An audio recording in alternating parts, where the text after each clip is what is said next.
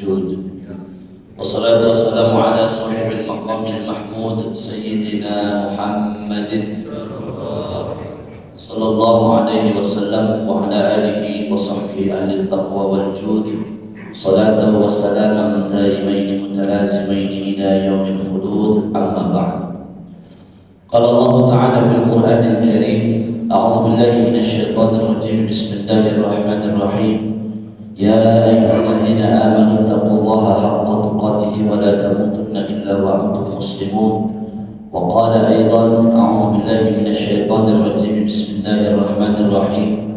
وأقيموا الصلاة وآتوا الزكاة واركعوا مع الراكعين. Shadaqallahul Azim. Puji dan syukur kita panjatkan kehadirat Allah Subhanahu wa Ta'ala, yang mana Allah senantiasa selalu memberikan kita nikmat-nikmatnya, taufik, hidayah, juga pertolongannya. Allah giring kita kepada amal-amal ibadah yang luar biasa. Subuh hari ini kita kumpul di sini untuk melaksanakan sholat subuh berjamaah dan dilanjutkan dengan kajian dan mengaji pada subuh pagi hari. Semoga Allah senantiasa selalu memberikan kita konsisten dalam beramal dan beribadah kepadanya. Amin ya rabbal alamin. Salawat salam senantiasa selalu terlimpah curahkan kepada Nabi kita Nabi Muhammad sallallahu alaihi wasallam. Tentunya kita ingin diaku sebagai umatnya, diaku sebagai hamba Allah Subhanahu wa Ta'ala. Mudah-mudahan kita dijadikan ummatan marhumah, umat yang senantiasa selalu dirahmati Allah Subhanahu wa Ta'ala. Amin ya rabbal alamin. Bapak Ibu, kakak teteh jamaah salat subuh Masjid Baitul Iman yang dirahmati Allah Subhanahu wa Ta'ala, tidak lain dan tidak bukan tentunya kita melaksanakan salat subuh berjamaah ini untuk menetapkan keimanan dan ketakwaan kita kepada Allah Subhanahu wa Ta'ala. Kata ulama, benteng iman itu ada 3. Al-masjidu hisnun wa dzikrullahi hisnun wa qiraatul qur'ani hisnun. Al-masjidu hisnun, benteng iman itu yang salah satunya yaitu adalah masjid. Masjid itu benteng iman. Betapa tidak orang yang melangkahkan ke masjid, satu langkah yang diayunkan oleh orang tersebut digugurkan 10 dosa oleh Allah. Satu langkah yang diayunkan 10 pahala ditambah oleh Allah. Satu langkah yang digerakkan 10 kebaikan ditambah oleh Allah Subhanahu wa Ta'ala. Maka tinggal hitung aja sama Bapak nanti pulang dari sini, berapa langkah, ya, berapa langkah dari masjid ke rumah kita. Kita masih dekat, Pak. Alhamdulillah, dari masjid gak jauh. Kita ingat sahabat Nabi, ya, riwayat Nabi Muhammad SAW. Langsung Nabi bilang kepada sahabat, yang mana salah satu sahabatnya itu, ya, selalu berjamaah dan berjamaah terutama di sholat subuh. Banyak karena apa? Karena banyak keutamaan melakukan jamaah sholat subuh. Jangankan sholat subuhnya, rakaatain qabla al-fajr, 2 rakaat sebelum sholat subuhnya saja sudah dapat keutamaan. Khairun minad dunya wa ma fiha, lebih baik dari dunia dan seisinya. 2 rakaat qabliyah subuh lebih baik ketika dilakukan daripada dunia seisinya. Berarti pahalanya dunia dan seisinya? Bukan, lebih daripada dunia dan seisi. Sahabat Nabi, kita sama-sama tahu riwayat Sauban, yang mana sering datang untuk sholat subuh, dan tempatnya biasanya Nabi melihatnya di pojok sebelah kanan. Malam ini subuh ini siapa yang di pojok sebelah kanan? Jadi sahabat Nabi Sauban konsisten berdiri di sana, konsisten jamaah kalau datang di sana. Satu ketika sahabat Nabi ini tidak datang, sampai Nabi menanti dia untuk datang. Sahabat pun bertanya-tanya, ya Rasulullah, siapa yang kau tunggu? Satu orang yang aku tunggu, yang setiap subuh datang ke sini, Sauban. Sampai hari mau menjelang lebih daripada waktu subuh, sampai ke siang Nabi takut waktu sholat subuh ini habis. Akhirnya Nabi terpaksa untuk melakukan sholat subuh tanpa sahabat yang satu ini, yaitu Thawban. Setelah sholat subuh Nabi terus mencarinya sampai-sampai tidak ditemukan di masjid tersebut. Lalu Nabi bergerak ke rumahnya bersama para sahabat. Subhanallah, setelah apa yang dilakukan oleh Nabi dan para sahabat datang ke rumahnya, tercengang dan kaget Nabi bahwasanya perjalanan dari rumah ke masjidnya itu sekitar, kalau diukur jam, 2 jam lebih, Pak. 2 jam lebih. Kita alhamdulillah rumah di Cicerih Permai atau di Serang ini masih dekat masjid di sana sini, alhamdulillah. Tahu Pak, 2 jam, 1 jam lebih berjalan kaki, yang dulu nggak ada yang namanya motor, sepeda, listrik pun tidak ada. Gangguan binatang buas pasti terjadi, was-was di jalan pasti terjadi. Ternyata sudah sampai rumahnya, diketok rumahnya. Assalamualaikum, apakah Thawban ada di rumah? Lalu yang menyambut istri, mohon maaf, suamiku sudah meninggal kemarin. Lalu Nabi bersedih. Apa yang dilakukannya sebelum meninggal? Apa kata-katanya, wasiatnya sebelum meninggal? Tidak ada, wahai Rasulullah, kata istri, kecuali kami mendapatkan bahwasanya Thawban di dalam sakaratul mautnya pun termohon maaf. Orang sakaratul maut biasanya digambarkan amal-amal ibadahnya ketika di dunia. Maka kadang mengigau, kadang berbicara sendiri, sudah dikelilingi oleh malaikat-malaikat Allah Subhanahu wa Ta'ala, tak terkecuali malaikat pencabut nyawa. Kata istri Thawban, ya Rasulullah, suamimu mengatakan 3 hal yang aku tidak paham. Yang pertama, kata istrinya, Thawban mengatakan, ya Allah, kenapa tidak lebih jauh lagi? Ya Allah, yang kedua, kenapa tidak aku beri yang baru? Ya Allah, kenapa aku tidak kasih semuanya? Itu 3 kata sebelum Thawban meninggal. Lalu turun wahyu dari Allah Subhanahu wa Ta'ala menerangkan kepada Nabi Muhammad SAW bahwasanya, kata Nabi, suami Anda diperlihatkan surga oleh Allah Subhanahu wa Ta'ala. Orang yang rajin berjamaah, orang yang selalu datang ke masjid, insyaallah kita semua min ahli jannah. Amin. Amin, Pak. Diperlihatkan oleh Allah Subhanahu wa Ta'ala kepada Nabi Muhammad. Suamimu yang pertama bilang, ya Allah, kenapa tidak lebih jauh lagi? Maksud dari perkataan Thawban ketika sakaratul maut ini yang pertama, jarak dari rumah ke masjid, kenapa tidak diberikan lebih jauh lagi? Rumahmu kenapa tidak dikasih lebih jauh daripada yang sekarang ini gitu? Karena langkahnya itu menjadi pahala yang luar biasa berlipat dan ketika ditampakkan surga di matanya ketika sakaratul maut. Dia menyesal, Thawban menyesal karena rumahnya masih jarak dekat seperti itu. Pengen lebih jauh lagi karena langkah kaki orang yang ke masjid. 1 langkahnya tadi dibilang 10 pahala diberikan oleh Allah, 10 kebaikan diberi oleh Allah Subhanahu wa Ta'ala. Lalu yang kedua, ya Allah, kenapa enggak yang baru? Satu waktu Thawban berjalan ke masjid di musim dingin, Bapak Ibu yang dirahmati Allah. Di musim dingin, saya di Yaman itu ketemu musim kayak Indonesia itu cuma 2 bulan. Ketemu musim kayak Indonesia, kalau nggak dingin banget, kalau nggak panas dingin banget. Panasnya panas banget. Saya merasakan sekali musim dingin di sana. Baju 3 lapis, 4 lapis, 5 lapis masih tembus, Pak.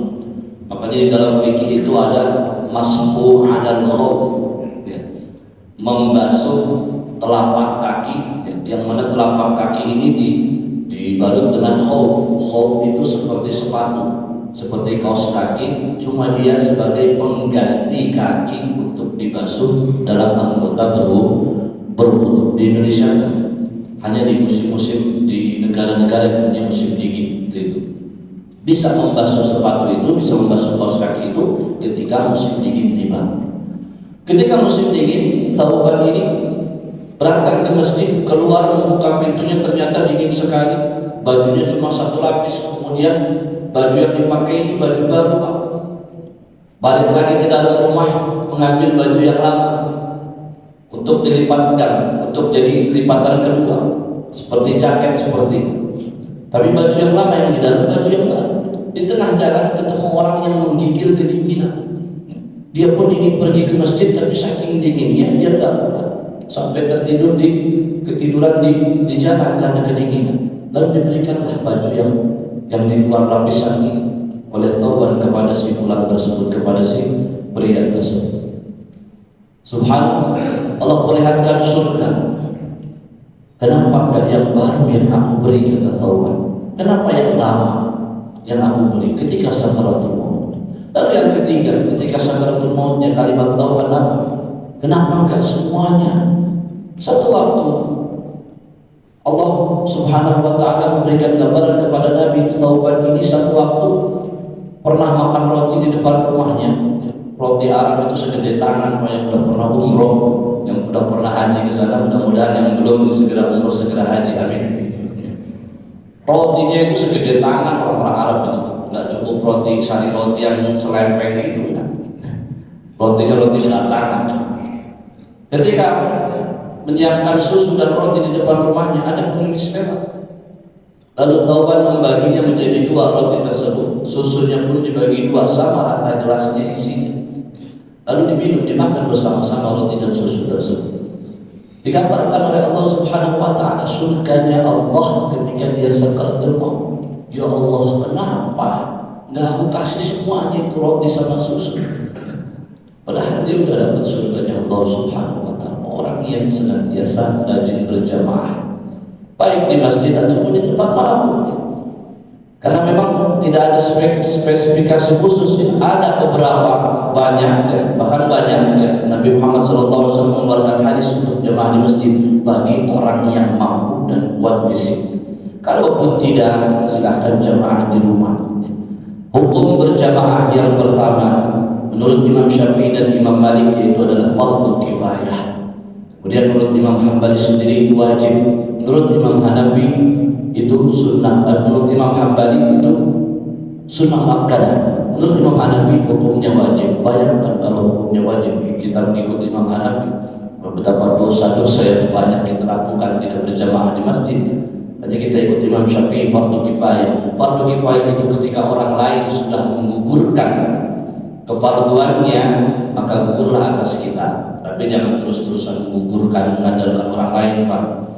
Jamaah, sholat jamaah, udah ada marbot ini, semua dilimpahin ke marbot, marbotnya.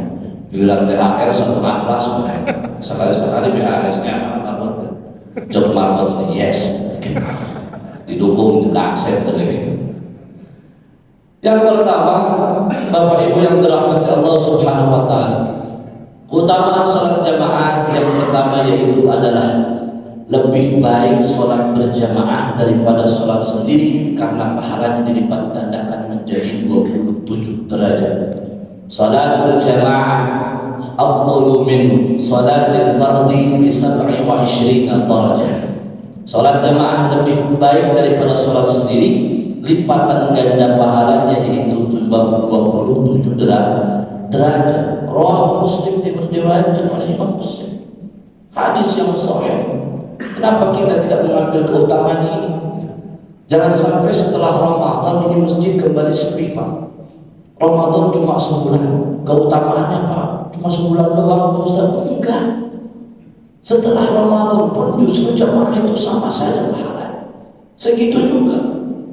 Apalagi dengan hati yang ikhlas, dengan khusyuan, dengan i'tikaf, niat i'tikafnya tidak diubah. Masuk ke masjid niat i'tikaf. Ketika kita membuka pintu masjid, membaca Allah maftah alaina abwaaba rahmatik, Allah maftah alaina abwaaba rahmatik, ya Allah bukakan kepada pintu-pintu rahmat. Allah bertanya kepada kita seolah-olah ente mau rahmat yang mana? Anda mau rahmat yang mana, kata Allah? Mau rahmat baca Quran di dalam masjid. Mau rahmat i'tikaf, niatkan i'tikaf di dalam masjid. Mau rahmat salat sunnah di masjid. Mau rahmat silaturahmi enggak apa-apa. Sambil mengaji, sambil berkumpul, silakan. Oh, rahmat yang mana? Rahmat Allah di dalam masjid ini banyak, Pak. Tinggal kita mintanya, tinggal kita ngangkat tangan minta sama Allah. Kadang kita ini bawa motor berat, bawa mobil berat, gampang. Tapi ngangkat tangan dengan beban yang kosong tanpa beban susah sekali. Maka Makanya terus berdoa kepada Allah Subhanahu wa taala biar istiqomah berjamaah terutama di masjid. Amin ya rabbal alamin. 27 derajat. Yang kedua, orang yang sholat jamaah itu lebih disukai oleh Allah. Ayatnya banyak, surah Al-Baqarah ayat 43, wa aqimus sholata wa atuz zakata warka'u ma'ar raki'in. Dirikan salat, tunaikan zakat, dan ruku'lah engkau bersama orang-orang itu. Artinya Allah memerintahkan kita untuk bareng-bareng ruku'nya, yaitu berjamaah. Warka'u raki', ilka' raki', nggak ada ayat begitu. Ilka' raki', ruku'lah kamu dalam keadaan ruku'lah kamu sebagaimana kau ruku'. Enggak begitu ayatnya. Warka'u ma'ar raki'in, ruku'lah kalian banyak. Domirnya domir jamak. Irka'u jamak mudzakkar salim. Irka'u ma'ar raki'in, bersama orang-orang yang ruku'. Artinya banyak di sini. Di dalam surat Hijr pun disebutkan di sini. Bismillahirrahmanirrahim. Kata Allah Subhanahu wa taala, "Fasabbih bihamdi rabbika wa qum minas sajidin." Bertasbihlah kepada Allah, bertahmidlah kepada Allah, wa qum minas sajidin, dan jadilah engkau sebagian daripada orang-orang yang sujud. Orang-orang yang sujud berarti banyak di situ.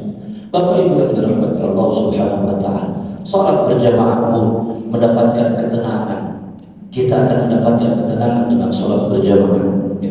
Mungkin hari ini di antara kita ada yang hatinya sumpah, hatinya sempit, sebab nikmat yang diberikan oleh Allah salah satunya yaitu adalah nikmat lapangnya hati, nikmat luasnya hati kita. Dengan luasnya hati kita, hidup kita akan indah, akan damai. Dalam berinteraksi sosial pun kita akan mendapatkan ketenangan, kedamaian. Pun ketika kita mendapatkan dunia dari Allah ataupun hilang dunia itu dari diri kita, kita pun akan diberikan ketenangan kalau hati kita luas. Dan ternyata Bapak Ibu yang dirahmati Allah Subhanahu wa taala, Nabi pernah sumpah sama kita. Karena itu fitrahnya manusia, betul apa tidak? Nabi juga manusia, sama seperti kita. Lalu kata Allah Subhanahu wa taala dalam surat Hijr itu disebutkan, kata Allah, sungguh aku telah melihat kesempitan di dalam hatimu, annaka yudhiqu sadruka bima yaqulu. Sesungguhnya engkau hatimu merasa sempit atas apa yang diucapkan oleh kaum Quraisy. Nabi dalam, Nabi juga pernah sumpah. Lalu Allah memerintahkan Nabi Muhammad SAW untuk apa? Fasabbih, untuk bertasbih kepada Allah.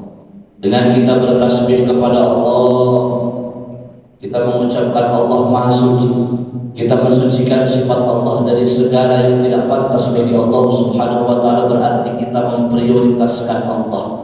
Orang yang memprioritaskan Allah, dia akan diprioritaskan. Kata guru saya, Pak, orang itu gimana sholatnya? Kalau sholatnya teratur, insya Allah hidupnya akan teratur. Kenapa? Karena dia mendahulukan Allah. Allah pun akan mendahulukan dia dalam urusan dunianya, dalam urusan akhiratnya, dalam urusan semangat kerjanya, kasabnya, dan lain sebagainya. Kata Allah, fasabbih, kalau hatimu sumpah, fasabbih. Kemudian bihamdi rabbika, bertahmidlah kepada Allah dengan mengucapkan alhamdulillah. Kita tahu, kita mengerti bahwa kita adalah hambanya Allah. Hambanya Allah, apa yang kita miliki, apa yang kita punya pada saat ini, tidak lain dan tidak bukan itu semata-mata daripada Allah Subhanahu wa ta'ala. Kemudian apa? Wa hum minas sajidin, dan ternyata orang-orang yang sholat jamaah artinya tenang, artinya tenang. Kalau orang sholat jamaah hatinya masih sumpah, ada yang tidak dari hatinya, ada masalah dalam hatinya. Mungkin dia kurang bertasbih, mungkin dia kurang bertahmid. Karena runtutannya seperti itu di surat Al-Hijr, tasbih dulu, tahmid dulu, tambahin takbir, tambahin tahlil. Salat berjamaah, wa qum minas sajidin, jadilah engkau sebagian dari orang-orang yang sujud, artinya salat berjamaah. Wa'bud rabbaka hatta ya'tiyakal yaqin. Kemudian kau menghambalah kepadaku, beribadahlah kepadaku sampai datang ajalmu tiba. Sahabat Nabi taubat yang menghambat untuk sholat berjamaah cuma ajalnya. Taubat sahabat Nabi kita Nabi Muhammad sallallahu alaihi wasallam. Benteng iman yang kedua, Bapak Ibu yang dirahmati Allah, zikrullah, zikir kepada Allah. Maka perhatikan Pak, dari mulai kita bangun tidur sampai kita mau tidur lagi ada bacaannya, ada doanya. Betul apa? Allah sudah menganjurkan kepada Nabi Muhammad. Nabi Muhammad sudah menganjurkan kepada umatnya. Ada kitab karangan Imam Nawawi, bukan Syekh Nawawi, yang termasyhur dua. Nawawi itu yang termasyhur dua, Syekh Nawawi Al-Bantani, ya, itu termasyhur di dunia, juga termasyhur seluruh dunia. Jadi kita harus bangga punya ulama orang Banten. Ikutin apa yang ada dalam kitab Syekh Nawawi, insyaallah berkah. Ada Imam Nawawi, orang Arab, pengarang kitab Al-Adhkar. Tebelnya cuma segini, isinya cuma zikir yaumiyan wa lailatan. Zikir sehari semalam. Bangun tidur, mau tidur, kemudian mau keluar rumah, perjalanan, mendengar geledek, apa segala macam, melihat orang yang susah, ada zikirnya, melihat orang yang ini, ada zikirnya, semua ada zikirnya. Dari mulai bangun tidur sampai mau tidur lagi ada zikirnya. Sholat itu pun juga zikir doa. Makna sholat itu lughatan doa. Maknanya doa apa? Istilahan aqwalun wa af'alun muftatahatun bitakbir wa muhtatamatun bitaslimi ghaliban. Ucapan-ucapan, pergerakan-pergerakan yang dimulai dengan takbiratul ihram dan diakhiri dengan salam. Kadang-kadang anak mahasiswa sering ngisi pengajian di UIN itu, anak mahasiswa pikirannya macam-macam, apalagi yang jurusan akidah filsafat. Ustaz, sholat itu kan cuma doa. Berarti kalau udah doa kita udah sholat, geblek sih itu. Asal baik ngomong. Baca cara terminologinya, cara terminologinya, etimologinya, jangan terminologi aja, terminologinya doa, tapi etimologinya aqwalun wa af'alun, ucapan-ucapan, wa af'alun dan gerakan-gerakan, rukuk, sujud, takbiratul ihram. Muftatahatun bitakbir, yang dibuka dengan takbiratul ihram dan diakhiri dengan salam. Kata dia mah doa, ngajinya dari YouTube. Oh, zaman sekarang ngaji begitu Pak. Makanya mohon maaf ya sama teman-teman yang suka membedah-bedahkan, udahlah kita ibadah yang enak. Udah apa namanya salaman setelah sholat yang berbeda, kata siapa? Hadisnya juga banyak. Jangan-jangan kamu nggak tahu sebelah kamu siapa nggak pernah salaman. Betul. Kamu tahu sebulan nggak salaman, kata siapa ya? Ajarin salam, nggak tahu yang di sebelahnya siapa. Hadisnya banyak. Jangan dianggap bid'ah di sholat salaman. Jangan orang takut sholat jamaah, takut salaman, takut kena bid'ah. Dan nggak masjid jadi. Nah ini yang salah. Lihat nih, hajinya sekarang ya, ruwiyah anil YouTube, waqala fil Facebook, waqila fil Instagram, akhbaroni anil grup WhatsApp. Memang hajinya modalnya segitu sekarang, diriwayatkan dari YouTube. Waqala fil Facebook, diucapkan di Facebook. Qila fil Instagram, dikatakan di Instagram. Akhbaroni anil grup WhatsApp, menghabarkan kepada saya grup WhatsApp. Hajinya dari medsos. Padahal ngaji itu kata Syekh Nawawi cuma dua kategori Pak, kasbiyun wa sima'iyun. Yang pertama kasbi, membawa kitab, bawa kitab, datang ke ulama, datang ke ustaz, datang kiai, datang ke masjid ada pengajian, bawa kitabnya. Ustaz yang bawa kitab menerangkan, kita nyoret, bawa pulpen, itu namanya kasbi. Ada yang kedua sima'i, metodenya apa sima'i? Datang ke masjid, datang ke majelis taklim, datang ke tabligh akbar, dengerin yang ngaji, dengerin yang tausiah, ngaji kuping Pak. Kayak kita sekarang ngaji ngaji kuping dua metode itu aja, ada yang lain. Ngajinya dari handphonenya Oppo, Oppo ini, dari HP-nya Samsung, Samsungi, dari Samsung riwayatnya, dari Oppo, dari Vivo riwayatnya terputus Pak. Metode cara mencari ilmu cuma dua, kasbiyun wa simak. Bapak Ibu yang dirahmati Allah Subhanahu wa taala, maka mengajilah tentang keutamaan amal ibadah kita, terutama sholat jamaah. Jamaah itu fadilahnya luar biasa. Orang akan dihindarkan daripada api neraka. Hadis riwayat Tirmidzi disebutkan orang yang melakukan sholat jamaah itu ya, akan dibebaskan daripada dua perkara, dibebaskan daripada api neraka, dibebaskan daripada sifat munafik. Na'udzubillah min. Dibebaskan kita daripada api neraka, dibebaskan daripada sifat-sifat munafik. Alhamdulillah, insyaallah akan dibebaskan dari kedua itu. Kemudian orang-orang yang berjamaah, Bapak Ibu yang dirahmati Allah, akan terbebas daripada godaan syaitan. Nabi Muhammad pernah bersabda, tidaklah ada 3 orang di satu kota, di satu pedesaan, dan sholat berjamaah tidak didirikan di situ, maka setan yang akan bersemayam di hatinya, maka setan yang akan mengelilinginya. Waliyadzubillah. Apa yang diucapkan Nabi semuanya wahyu dari Allah. Wa ma yantiqu 'anil hawa in huwa illa wahyu yuha. Wahyu Allah semuanya yang diucapkan Nabi. Wahyu Allah berupa Al-Quran, ada yang berupa hadis qudsi. Al-Quran itu kitab suci, semua termaktub di dalam Al-Quran. Perintah sholat, perintah zakat, zakat tunaikan. Makanya zakat ini selalu branding dengan sholat, Pak. Sahabatnya sholat, zakat. Makanya masjid itu nggak jauh dari kota amal.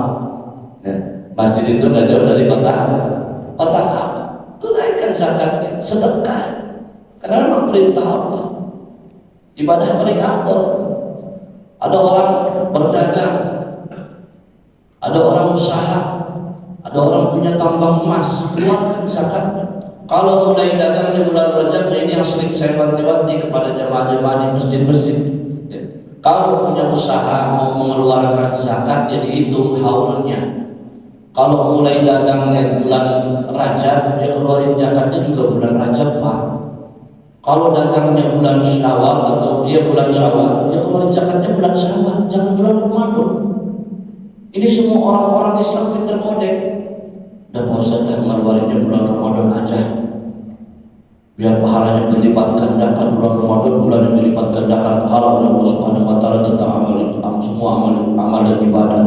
Bukan begitu konsepnya. Akhirnya semua orang mengeluarkan zakat di bulan Ramadan. Orang yang bukan penerima zakat kebagian, salah bagi, Pak. Ini yang terjadi pada masyarakat kita. Keluarin zakatnya sesuai dengan ketentuan dan waktunya. Waqimus sholata wa atuz zakat. Bapak Ibu yang dirahmati Allah Subhanahu wa taala, kemudian orang yang salat berjamaah, melakukan jamaah, akan terbebas dari api neraka, akan terlindung dari godaan syaitan.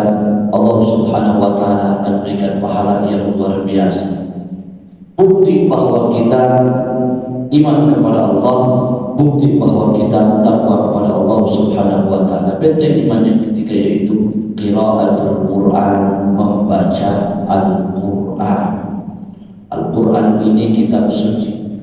Kitab suci semua umat ada kitab sucinya. Nasrani dengan Injilnya, Yahudi dengan Tauratnya, kita dengan Al-Qurannya. Sebuah kitab dikatakan suci yang pertama kalau kitab itu sesuai dengan fitrah manusia, kalau kitab itu sesuai dengan kebiasaan manusia. Al-Quran sesuai dengan fitrah manusia, pelengkap semua kitab-kitab terdahulu. Di dalam Al-Quran disebutkan kalau laki-laki pasti sukanya sama perempuan, kalau perempuan pasti sukanya sama laki-laki. Kalau ada laki-laki suka sama laki-laki, na'udzubillahi min, tidak sesuai dengan Al-Quran. Bahkan sekarang banyak Pak, orang yang badannya six pack, rapi itu badan sekarang, brewoknya luar biasa rapi. Bahkan sekarang cowok pakainya skincare ya biar. Ada cowok pakai skincare, ada glowing. Lemah gemulai. Waliyadzubillah. Na'udzubillahi min dzalik. Awas Pak, jangan dikira mengurus anak perempuan itu lebih berat daripada mengurus anak laki-laki. Justru sama-sama berat, sama-sama harus dipantau. Kita sadar seorang ayah, karena kita sibuk dengan urusan kita, berangkat pagi pulang malam, bahkan berangkat gelap pulang gelap, berangkat tidak ketemu anak, pulang tidak ketemu anak, terutama anak laki-laki kita. Hati-hati, butuh komunikasi dengan kita. Al-Quran sudah mengajarkan itu. Jaga anak laki-laki kita. Sosok Yakub alaihissalam, sosok orang yang berhasil mengurus anak-anaknya menjadi anak-anak yang saleh dan salehah.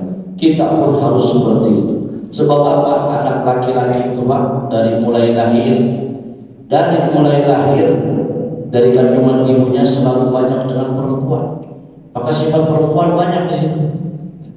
Kemudian dari mulai merangkak, lari, berjalan sama ibunya terus. Masuk sekolah TK, apa di TK ada guru laki-laki? Kalau ada guru laki-laki di TK hebat itu orang. Stres laki-laki ngurusin anak. Gak ada riset, dari satu hari dari riset. Saking umurnya ngurusin anak kecil maka hebat. Perempuan 10 anak juga bisa diurus, 5 anak bisa diurus. Masuk TK, masuk SD, ada guru laki-laki? Gak ada.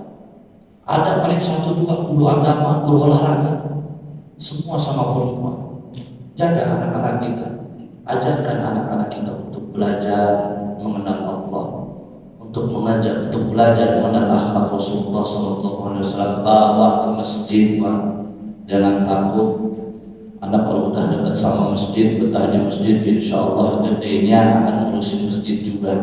Peduli sama masjid, mulai dari diri kita, mulai dari keluarga kita, ramaikan masjid. Ya. Semua dimulai dari masjid. Rasulullah SAW hijrah ke Madinah, yang pertama dibangun adalah masjid. Musyawarah di masjid, belajar di masjid, berjamaah di masjid. Silakan jadikan masjid ini tempat ibadah kita, tempat meleburkan dosa kita di hadapan Allah Subhanahu wa Ta'ala. Bertobat kita kepada Allah, memohon ampun kita kepada Allah. Mudah-mudahan kita semua senantiasa mendapatkan hidayah dari Allah Subhanahu wa Ta'ala untuk senantiasa hati kita selalu terang, hati kita selalu tenang, hati kita selalu damai, dibimbing oleh Allah Subhanahu wa Ta'ala untuk selalu berjamaah di masjid, ya. Walaupun di rumah tidak masalah kalau lagi utur, tapi utamakan di masjid agar masjid kita senantiasa timbul ukhuwah Islamiyah di dalamnya dan saling memahami satu sama lain, saling mengenal satu sama lain, saling mengayomi satu sama lain. Mudah-mudahan amal ibadah kita diterima oleh Allah Subhanahu wa Ta'ala di bulan Ramadan ini, dan dijaga kita dari kesalahan dan dosa-dosa di bulan Ramadan ini, sehingga kita mendapatkan pahala syurga Allah Subhanahu wa Ta'ala. Amin ya rabbal alamin. Hadana Allah wa iyyakum ajma'in. Akhirul kalam, wassalamu alaikum warahmatullahi